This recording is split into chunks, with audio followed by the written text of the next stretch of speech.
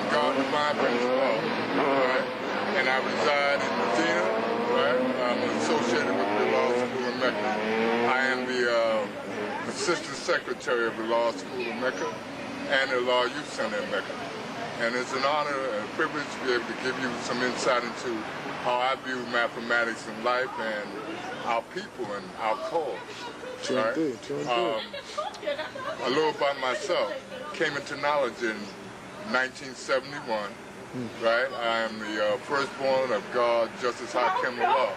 I wasn't even born then. Right. Considered by many to be one of the firstborns in the desert, but actually, when I received knowledge in the desert, which is Jamaica, Queens, it came in the second wave of gods that received knowledge from the gods in Mecca. And I've been building ever since. And I'm a well-recognized and respected God in our nation. If any of you have come to our Universal Parliament, I'm more or less a fixture there. Everybody knows me. I'm always usually dressed to the tens.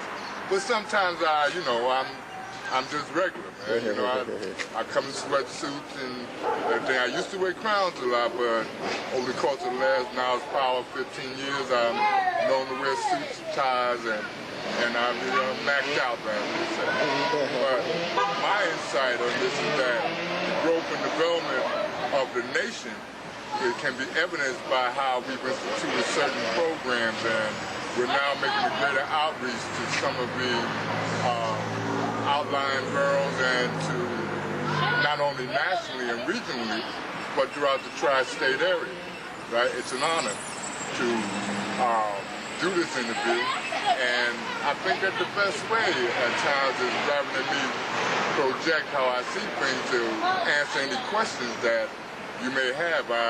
Like I say, I'm manifesting 37, 38 years of being God. Right, and I can tell you right up there to the process.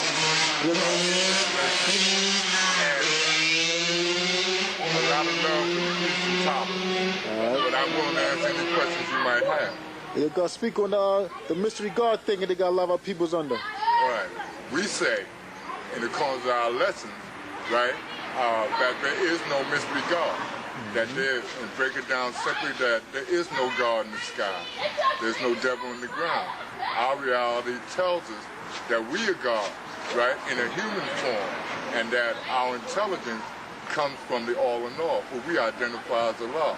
Our Father called himself Allah because he was the best knower at that time of our condition, right, knowing that the young were the future, and that the growth and development of ourselves as a people was dependent upon the advancement of the young, that they held within themselves all the essentials for bringing us from one stage to another. I at one time was a young man in this, and through my dedication and, like I said, my remaining with this, I've learned a lot. I'm also privileged to have taught many, right, to have been involved in many cycles, right, and to have a view or a cause which I have set for myself that fits right in with the necessity for gods that are older and have had experience to reach out to the young. There's been many changes. You know, at one time it was thought that we had faded off.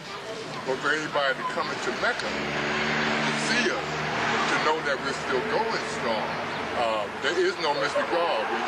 You meet us, you're meeting God in person.